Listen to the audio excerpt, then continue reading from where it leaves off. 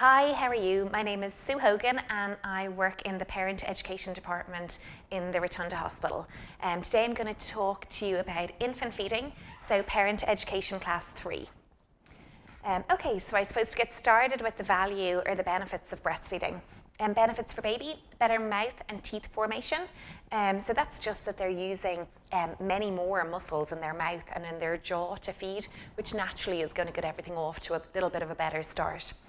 Mum's immunity, so all of your antibodies and immunities you've been building over the past however many years since you've been born, they will all travel through the breast milk to your baby. They will travel to your baby via the breast milk, giving the baby an immune system the equivalent of yours for the duration of time that baby is feeding.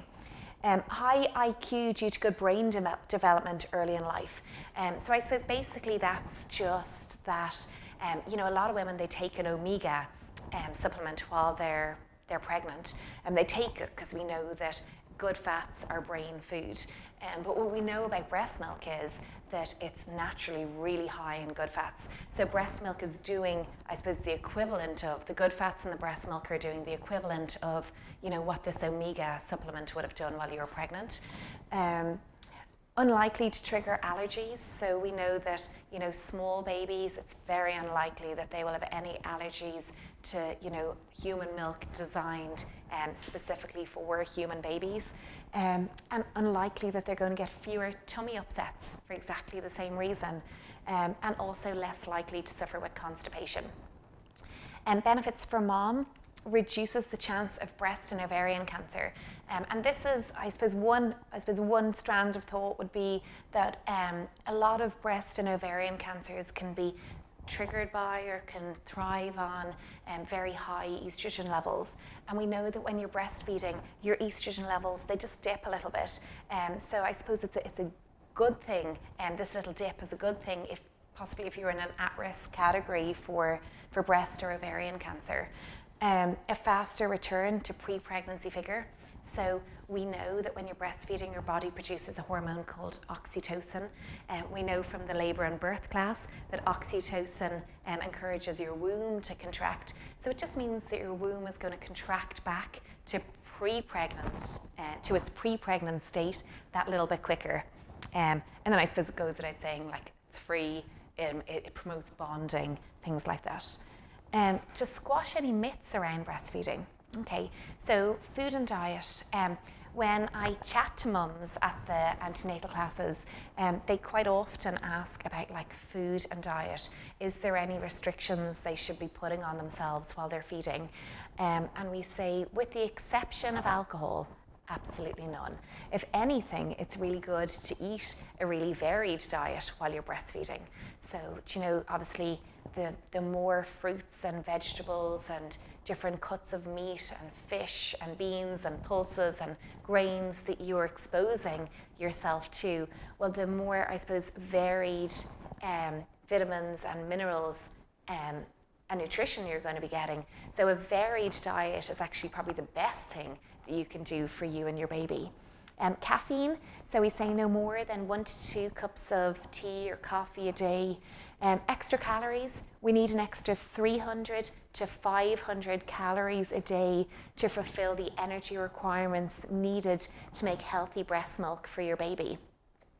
And then the First 1000 Days website, so I would check that out. So www.first1000days.ie, and this is a website that was all set up around a piece of research, and what the research said was the nutrition that your child is exposed to from conception for 1000 days, so right up until they're about 2 years old, is going to help shape how they develop, grow and learn.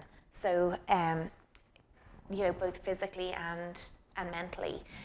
We know that children that are exposed to really sound nutrition, so from conception for the first 1000 days, they can actually be at less risk of cardiovascular issues, type 2 diabetes, obesity later in life.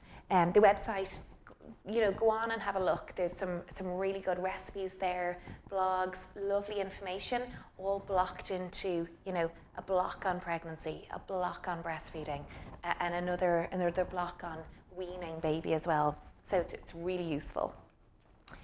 Breast changes. Okay, so I suppose it's just to have an awareness of the possible changes that you might experience over the next few weeks and months. So breast growth, we would expect. We might notice some veins and pigment changes. So why do they happen? Veins, an increased, I suppose our whole bodies look a little bit more veiny, and that's just because we're carrying an increased blood supply around our body. Pigment changes, so sometimes the nipple and the areola can darken in colour a little bit, and they say this is sometimes to help the baby find it or see it in the really early days. You have colostrum in your breasts from about 18 weeks, so possible to leak a little bit of colostrum, here and there. Not a necessity, might not happen for everybody, but if it does happen, just to know that it's categorised as normal. Hormones involved, so oxytocin and prolactin. So oxytocin is responsible for your milk flow, and prolactin is more responsible for your milk supply. And it's important to kind of, I suppose, put these hormones into context as well, because you'll probably remember from the labour and birth class that in order for our bodies to produce oxytocin, like how do we need to be feeling? We need to be feeling like chilled out, calm, happy, relaxed. And if we're feeling these, I suppose, if we're nice and chilled like this, we're going to produce loads of oxytocin. We don't produce oxytocin if we're stressed, anxious, worried, frightened. So to bear this in mind with the feeding as well, so when you're approaching feeding postnatally, like be mindful to be calm, comfortable, relaxed, not to be sitting tensed up, all worried or uncomfortable, because that might, I suppose, go against the oxytocin that we need your body to produce. Breast milk. Okay, so the different types of breast milk and kind of what to expect over the first couple of days and weeks and months. So you've probably heard of colostrum before, and colostrum is this very thick, nutritious, I suppose, first milk the baby is going to drink. And then usually about day 3, maybe day 4, your milk will come in. So I suppose change from being colostrum, I suppose, to more breast milk. To paint a picture of, I suppose, how this whole process works. Day 1, you're going to have your baby, or day 0, you're going to have your baby. And when your baby's born, your baby is delivered up onto your chest. Your little guy will obviously have no baby grow on. He'll just be in his nip, and he's going to be doing a bit of skin to skin with you for the first hour. Usually about 20 minutes in, he's going to start licking his lips and opening and closing his mouth and showing you some feeding cues. And when you see that, it's a good idea to get him into it, I suppose, a better position for feeding. Your midwife will help you as well. So we're just going to bring him around so that he's, nearly nose to nipple. We'll talk more about positions in a few minutes. Your baby's going to feed while doing skin to skin, and he'll feed until he's finished this side. And that can be different for all babies, but typically it might be somewhere between 20 and 35 minutes.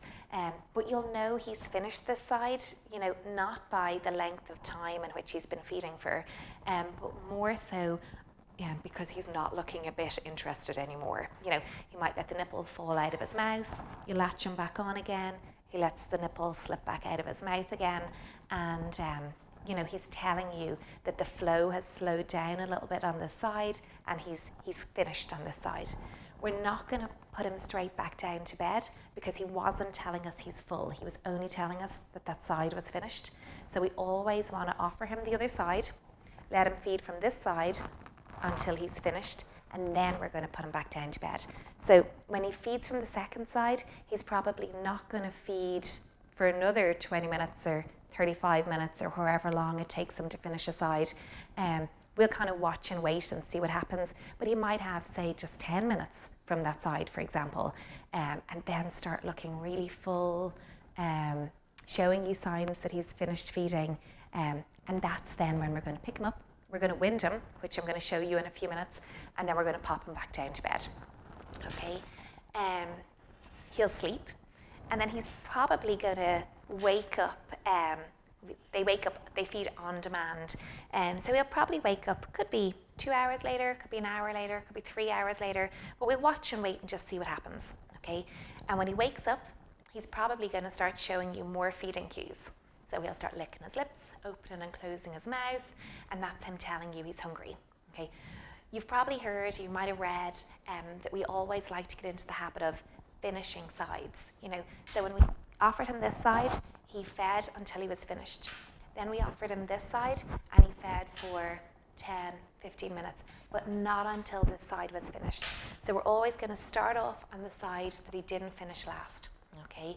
If it's been, like, again, we don't want to get overly fussed about times, but it's just to say to use your common sense with it. Like if it's been maybe 2-3 hours since he fed, the milk that he drank on that side will more than likely have replenished. So he will carry on feeding, you know, on this side that he didn't finish before, but maybe for the equivalent length of time that he usually feeds for a side, if that makes sense. So we'll pop him on this side, he'll feed until he's finished this side.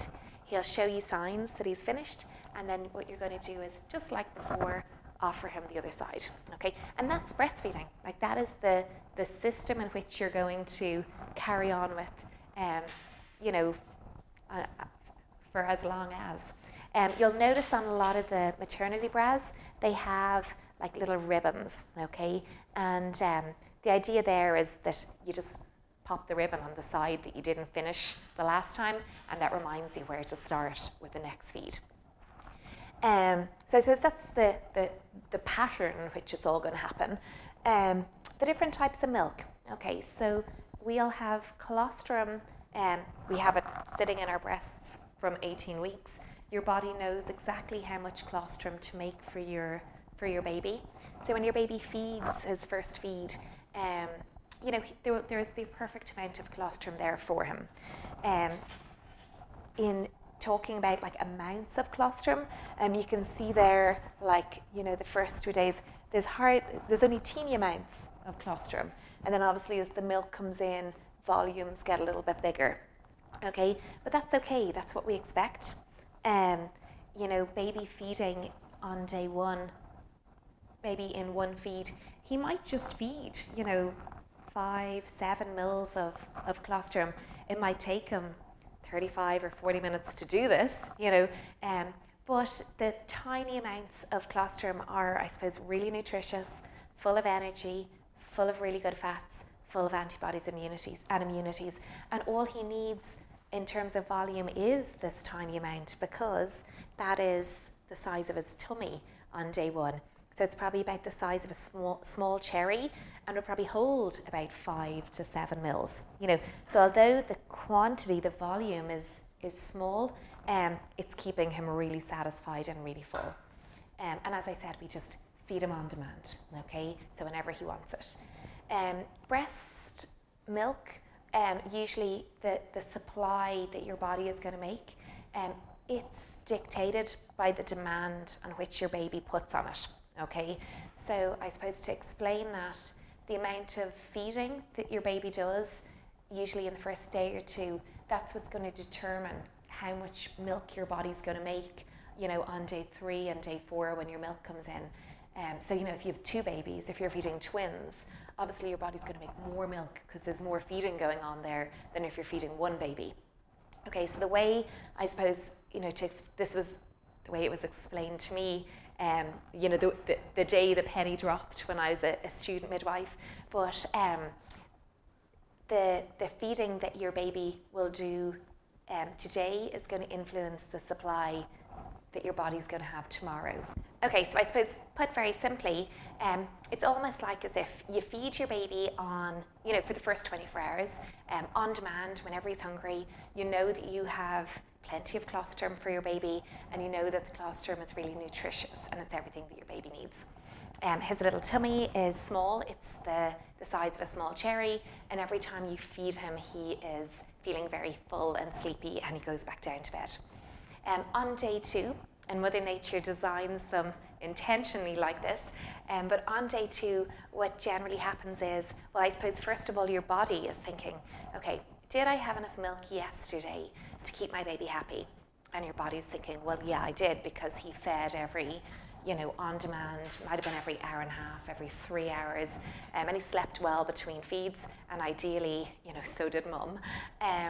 So your body is thinking, yeah, I had the perfect amount of milk yesterday, so why don't I not just do exactly the same today? But on day 2, your baby's tummy has grown a little bit. It's stretched because it had thick, heavy colostrum in it yesterday. So if this is our day 1 baby tummy, and this is our day 3 to 4 baby tummy, can you see how our baby 2 baby tummy is, I suppose, somewhere between here and there? It's a little bit bigger than it was yesterday. Your body is today making, I suppose, the perfect amount of milk that was keeping baby happy yesterday. But we're finding that today his tummy is never really fully full. Okay. Now, from a nutrition point of view, he's absolutely fine. He's got buckets of energy, buckets of like nutrition, good fats, everything he needs. It's just from a volume point of view, it's not fully full. So how does he behave? Probably hangry, okay? So generally on day 2, babies are a little bit irritable, they're looking very hungry, and they usually spend quite a lot of the second 24 hours feeding. So it would be quite normal to have, a little baby day 2 feeding every hour and a half or every 2 hours. And it's just to know that this is absolutely normal. And what's happening here is your baby is just encouraging your milk supply. Okay, on day 3, put really simply, it's as if your body says, did I have enough milk to keep my baby happy yesterday? No, I didn't. He slept, or he woke and fed an awful lot. Okay, well, maybe I need to make some more milk for my baby today. So on day 3, generally your milk will come in. You'll have much more volumes. You'll feed your baby, and usually his tummy is a little bit fuller. He's feeling a little bit more satisfied, and he's gonna go back to sleep, and probably sleep for a little bit longer between the feeds. So I suppose day 2, that second 24 hours, really what you're doing is you're syncing your milk supply like with your baby's wants, what your baby is demanding, what your baby needs, okay? And that's why if you feed your baby and just follow his lead and feed him on demand, the chances of you having the perfect amount of milk for your baby on day 3 when your milk comes in are much higher, okay? And that's that. Then going forward, I suppose, like milk comes in around about day 3, as baby's tummy gets bigger and as he's feeding more and more, obviously your supply is growing and you're making more milk for your baby. Around about day 7 to 10, we'll go through it in a few minutes, they tend to have a little growth spurt. That would be normal. Sometimes they can kind of behave maybe not as intense as they were on night 2, but not far off. So if you do notice he's a bit grizzly on day 7 or day 8 or day 9, not to think that you're taking a step backwards or that he's taking a step backwards with all this, just to know that he's more than likely just having what we would call like a normal growth spurt. He's just encouraging a little bit more milk for you to come in.